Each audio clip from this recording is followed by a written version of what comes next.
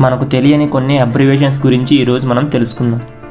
మనం అప్పుడప్పుడు వార్తల్లో చిన్నపిల్లలైన ఆడపిల్లల మీద అత్యాచారాలు అఘాయిత్యాలు చేసిన నిందితులకి ఫోక్సో చట్టం కింద అరెస్ట్ చేశారని మనం వింటుంటాం కదా. అందులో ఫోక్సో అంటే protection of children from sexual offences అని అర్థం. ఈ చట్టం ఆడపిల్లలకు చాలా ఉపయోగపడుతుంది.